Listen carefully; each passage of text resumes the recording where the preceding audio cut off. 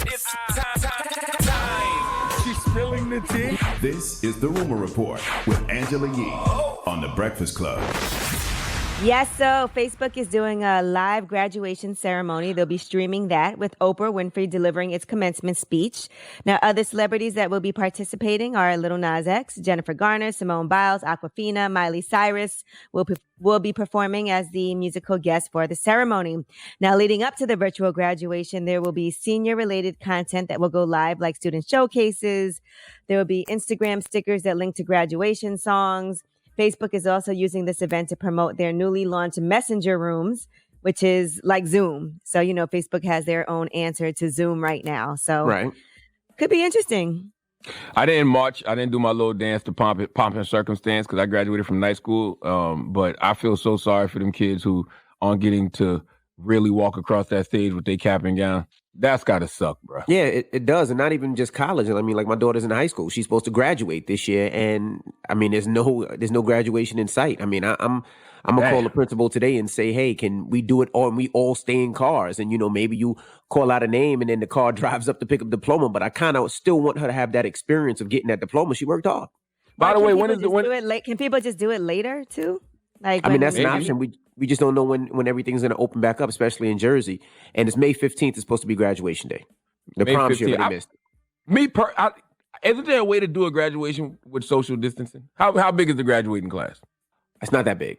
That's what I'm saying. It's about, I think it's about... Yeah, but if restrictions aren't lifted before May 15th, clearly you can't do it by then. I think that's too soon. But yeah, but maybe I it's feel something where you're like, let's do it in, you know, right before Thanksgiving when everybody's home. I feel the same. It's maybe 100 and 150 kids the most. Maybe 100 kids. Yeah. So if 100 kids got 4 people each, you know what I mean, 5 people each, we could socially distance, stay 6 feet away, 1 row apart. Like, I don't care if I got to sit up people front can't on the even back. go to funerals right now. But no, they do funerals. No. They just social distance, and it's a certain amount of people. Yeah, so you limit the amount. You limit the amount of family you can invite if you're a graduate, and social distance at the graduation. I think that could work. All right, now South by Southwest is getting sued after refusing to issue refunds for their 2020 cancellation of their festival. So imagine that. You pay all this money, the festival gets canceled, and you can't get your money back. They did announce that cancellation back on March 6th, less than a week before the festival was supposed to happen. Now, there are plaintiffs that stated in the suit, they said they had no plans to attend one of the next 3 festivals because they're planning on letting you use those passes at a later date. And they just want their money back. They should get that money back. I planned for this date. I took vacation time. I took off. It's canceled. Give me my money back. Next year, I might have something to do next year. It might be my daughter's graduation next year. Give me that money back. That's the right thing to do.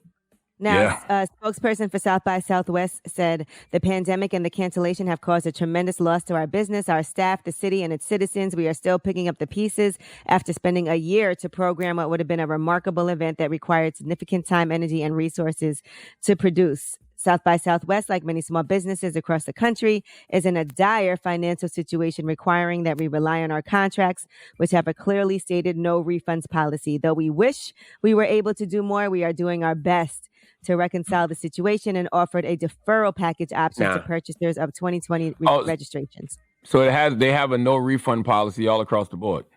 Yeah, but it's a pandemic. It's a pandemic. They just don't want to lose money. Like everybody's losing money. No refund. No refund means no refund, bro. But I can't go. Like it's like no, it's a pandemic. Nobody can go. That's not fair. That's not right. What if they just don't have the money to give back? The flights said the same thing. The airlines no refunds, and what did they do? They wound up opening back up and started giving people refunds. That's the right thing to do. No, I tell you what though, airlines only did credits. Yeah, and if you pay for something, if you pay for something and you don't read the fine print, which a lot of us don't do, if it says no refunds, it's no refunds. But on a pandemic, bro. No refunds means no refunds. Nah, that's foul. Look, legally, they don't. Legally, they don't have to. That's legally, right. They don't have to. But you know, they have to. And what they're trying to say is, you can use those tickets for next year or the year after. So that's not right, man. That's like saying they just don't have it. Like, what are they supposed to do? Did you have insurance on your flights? Because I know I always get insurance on my flights.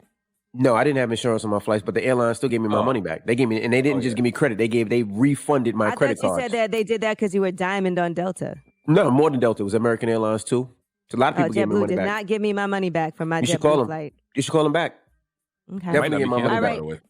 That's true, too. Now, Lisa Ray has said that she helped her sister, the brat, live her truth after she introduced her to her fiance, Jessica Dupart. We know her as the woman who started the hair products that you've been using, right, Envy, to grow your hair out? I don't use hair products. I don't use them, but I know Kaleidoscope. Lisa Ray told Madame Noir in a recent interview, she talked about going from doing business with her to her now being her future sister-in-law. She said she's very happy her sister gets to be happy. Her sister Brad gets to be happy and live her truth out loud. She said, I met her before she even met my sister. She and I were doing some videos for her Kaleidoscope products because she was actually a fan. So we reenacted a Players Club scene and did a couple of videos together. So when she reached out to have my sister try her drops, then they actually made a rapport with each other and built a friendship. Or what came out of that is what we see on Instagram now. I think it's fantastic when you can find someone and build any kind of relationship that you can build on and that can be solid enough for you to be able to be yourself and to be able to share that with the world. That's awesome. So, I love Kaleidoscope products too. I love the fact that she's an African-American woman pushing the products that she designed and that she made and it sells and it works. So shout to her. Shout to Larry Murrow. Larry Murrow actually introduced me to her. So yeah, shout to that, man. I love her products. Yeah, shout out to Jessica. She also does a lot in real estate. So yeah, she does. Mm-hmm. And she has a book out. All right, Gabrielle Union said she once told Steph and Ayesha Curry that they should break up and sleep around. The two of them were doing an IG live session of the wind down, the two different couples coming together and having some fun. They're actually really good friends and been friends for 10 years. And I guess it must have been at a time when Steph and Ayesha were having some issues. And here's what Gabrielle Union said her advice was. She was a thought in 98, back up for sure. I was. Listen, I enjoyed my life. And that is the exact advice I gave Ayesha and a young Steph at D. Wright's 25th birthday party. It all comes out. I'm so done. You guys, the likelihood of this working out is very low, and you should just break up now and have sex with other people. You looked at me and said, how old are you? I apologize on behalf of the Wave family. That's not who we are anymore. Now, why would she share that kind of advice? Word. I mean, everybody got to go through the... She gave some bad advice at a time, and that was horrible advice. Very horrible. Very bad. Like you work through your problems when you're in a relationship. You know what I'm saying? You figure things out. You don't go sleep with another woman. If a guy said that to a man, that woman would tell that guy, don't hang around that dude no more. He's a bad influence. Mm-hmm. I agree with you. All right. Well, she gave her explanation of why she said it, because she said she was a different person back then. So, you know, I mean, she admitted it. She gave some bad advice back then. All right. I'm Angela Yee, and that is your Rumor Report.